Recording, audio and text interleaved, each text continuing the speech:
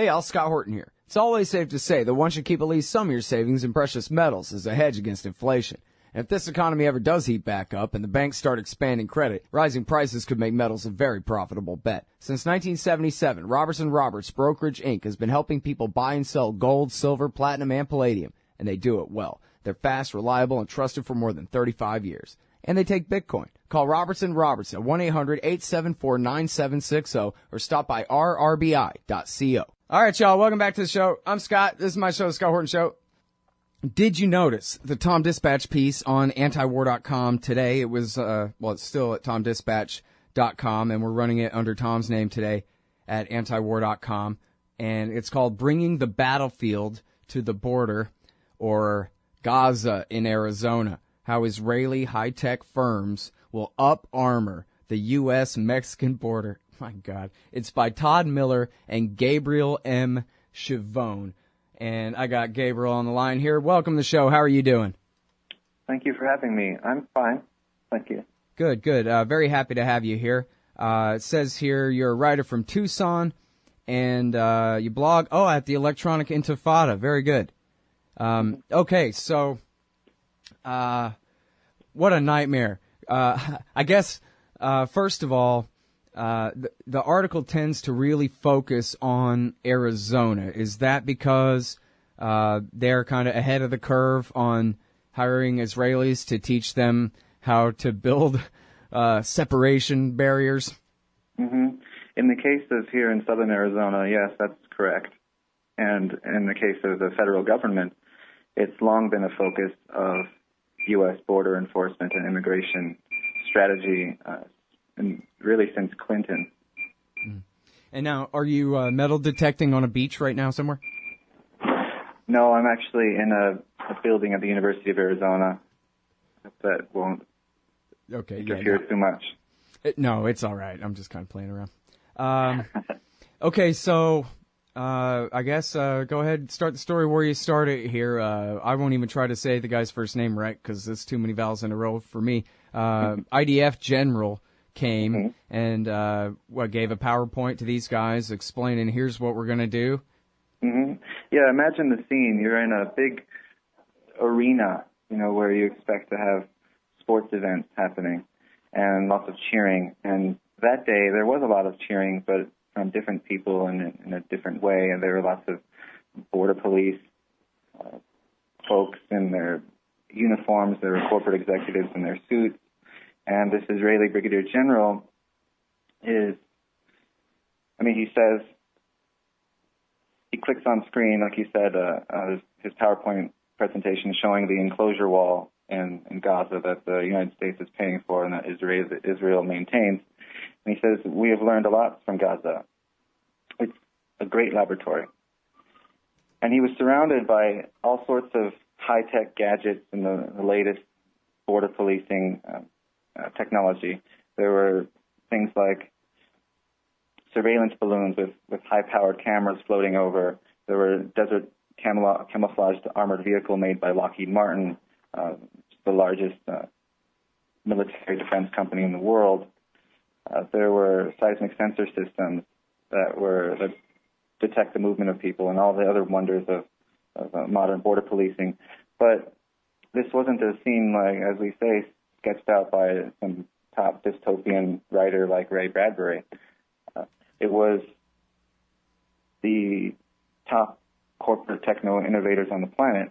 And this Israeli general wasn't surrounded by the Mediterranean right by Gaza and some military installation. He was in West Texas, and he was speaking to U.S. corporate and border enforcement leaders about how his country has exploited an open-air prison laboratory, which is Gaza, to modify and to perfect their latest border control and population control and military gadgets.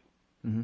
Yeah, it's always fun when they talk about experimenting and this kind of thing. You get it reminds me of THX 1138, where they're torturing Robert Duvall, but on this side of the glass, they're having this very normal kind of conversation about, well, no, turn the dial. No, you got it up a little too high there, buddy. I'm like, you know, where they're just playing with us like we're Gitmo inmates, you know?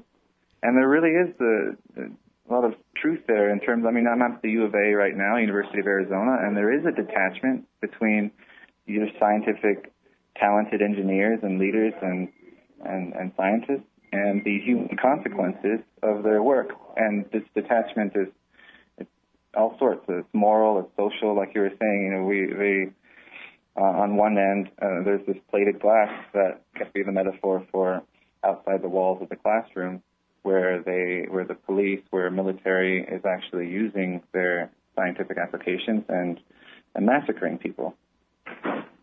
Oh man! So now you talk in here about the drones and the money and how Obama gave this big announcement, and as you mentioned here, all the press attention got soaked up in the amnesty or not, and how many people are going to be allowed to stay versus being deported. But then, so everyone ended up overlooking just how much bipartisanship was going into this border police state here. Mm-hmm. And that's also really been lost in the whole discussion, because what's really been taking the headlines and the so-called controversy is these narrow. Yeah, I'm sorry. You know what? I'm terrible at watching the clock, and we started late, and I screwed up. We got to go out to this break, but when we get back, we'll be back with Gabriel Schivone about the new Israeli border between Texas, Arizona, and Mexico. Hey, y'all, run out and get a copy of Embedded Alive, First-Person Journalism in the United States of America, 2013 through 14 by Chris Braswell. The book takes a gonzo look at daily life in America. Columns, informational letters, and other marketplace vigilance, a look at drug abuse culture and its marketing, and a series of contemplative and metaphysical essays. Get Embedded Alive, First-Person Journalism in the United States of America, 2013 through 14, in paperback, hardcover, and digital formats at fusepowder.com. All right, guys, welcome back to the show. I'm Scott Horton. I'm talking with Gabriel M. Schivone. And he wrote this piece for Tom Dispatch, co-authored it with Todd Miller. It's at tomdispatch.com and running today at antiwar.com. Gaza in Arizona. Oh, man. Well, if I believed in collectivism and collective punishment, like the Israelis and the American government do, then I would say that we deserve this. But I don't believe in that. It's, of course, innocent people, not those who support it, who will be the victims. Who already are the victims, so that's the way that goes. So if you could please, Gabriel, give us a little bit of a picture of what kind of changes we're really talking about, because they've been building fences and they've been expanding the funding and buying more trucks and hiring more federal cops down there on the border since quite a few years ago now, right?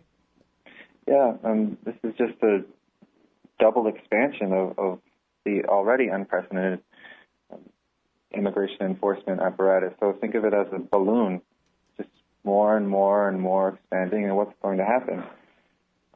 And the human consequences of it are catastrophic, and victims in the thousands, and especially those who bear the brunt are undocumented migrants who are crossing the desert and dying in huge numbers, and then those who face regular abuse and mistreatment in especially Border Patrol short-term custody and disappear in ICE prisons, and that's their word, the word disappear, which we can remember from the dirty wars and terrorist wars in Central America that the United States was funding in the 80s and 70s and before and since. Oh, man, that's just amazing that they would, I guess, out of the mouths of babes kind of thing, right, where they don't know the connotation. They're just being honest. Yeah, Yeah, in fact, especially some of the people we quote in the article, they're very enthusiastic because they see this as a very exciting time for them, the sort of corporate university intellectuals. They feel like they have the answer to a border problem, and then there's profit to be made. So they're very excited. When I talk with them, you can see it in the twinkle in their eye, and they're very bubbly. Contrasted with when you talk with Border Patrol, for example, they'll talk in a very militaristic, calculated way of speaking, neutralizing a threat and battlefield type discussion. But contrasted with that and corporate types and in their suits and scientists in their labs, they talk very, very coolly, very excitedly about these prospects. Right. Yeah, people really need to understand how that works, where, when an expert comes to tell a bunch of meathead cops about here's the reality of how the Muslims are, or here's what you need to know about our war with illegal immigration, they're basically filling empty vessels here. And even if they make straight A's in that, it's still, that's all they know, if they even get that right. And it can be very, very thin bases for the kind of things like you're saying, just using the militarist terminology about, enemies here and sectors to patrol there and this kind of thing escalates what is a civilian law enforcement matter at worst, really, into a virtual war zone.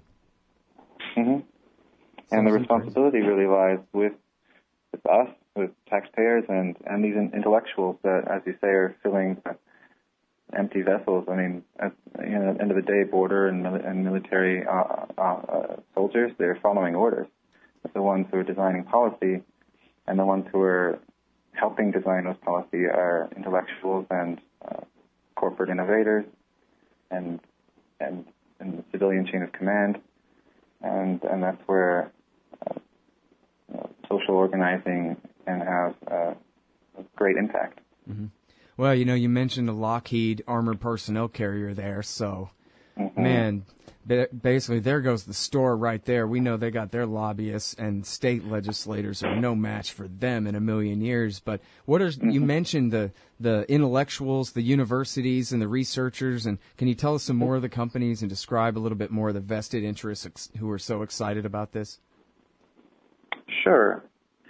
Well, I'll stick to Tucson and southern Arizona. That's where this partnership is really crystallized here, and it's a triangular partnership. Think of it as here's the point in southern Arizona, and the sides of it come from Israel, and southern Arizona, and Mexico. And the headquarters are right here in Tucson. And the way that they described it to me, and they call it global advantage, is taking the best prospects, economic prospects of Mexican low-wage labor to manufacture the high-tech policing goods provided by Israeli companies that are lured to southern Arizona to set up offices and build this metaphorical and literal boundary-building complex here in southern Arizona. And the way that they do it is taking the regional strength that southern Arizona and the technology clusters have to offer here that no other tech parks in the country and North America have to offer, because they have something unique here, and in many ways they're right, because they're in the belly of the beast, you can say, here in southern Arizona, where it's long been the focus of federal government, state resources to expand this border security enforcement ballooning apparatus. They're right here, and that's why they're very excited. And they bring the best of their university intellectual resources. Man, isn't that just a tragedy that they've got Mexican employees making all the technology of their enslavement? That's just sad. It's like Palestinians who are reduced to having to work building the Israeli settlements on the West Bank because it's the only way they can feed their family and make it through the week to fight another day. Exactly, and many of them are referred to as Mexicans in the occupied territories because the industrial lingo is exported from what was experimented on migrants who worked in California. and I'm specifically talking about the date pruning industry and the method of manual pruning of date trees was done by Mexican migrant workers. They perfected it, and then that kind of industry language of date pruning came to be brought along that short-term name, which is Mexican. So you'll see like cab drivers, migrant workers, and others who are Palestinian being referred to as Mexican in the settlement. Ain't that fitting? Yeah, areas. Where Americans have a birthright to live and they don't. It's just incredible. Exactly. I'm sorry we can't keep going. We're all out of time here, and I got you on late and everything. But thank you so much for your time today, Gabriel. Thank you. All right, that's Gabriel M. Schivone. He's at TomDispatch.com and Electronic Intifada. Hey, I'm Scott Horton here to tell you about this great new book by Michael Swanson, The War State. In The War State, Swanson examines how Presidents Truman, Eisenhower, and Kennedy both expanded and fought to limit the rise of the new national security state after World War II. If this nation is ever to live up to its creed of liberty and prosperity for everyone, we are going to have to abolish the empire. Know your enemy. Get The War State by Michael Swanson. It's available at your local bookstore or at Amazon.com in Kindle or in paperback. Just click the book in the right margin at scotthorton.org or thewarstate.com. Hey, all Scott here. If you're like me, you need coffee. Lots of it. And you probably prefer it tastes good, too. Well, let me tell you about Darren's Coffee Company at darrenscoffee.com. Darren Marion is a natural entrepreneur who decided to leave his corporate job and strike out on his own, making great coffee. And Darren's Coffee is now delivering right to your door. Darren gets his beans direct from farmers around the world. All specialty, premium grade with no filler. Hey, the man just wants everyone to have a chance to taste this great coffee. darrenscoffee.com. Use promo code Scott and you get free shipping. darrenscoffee.com.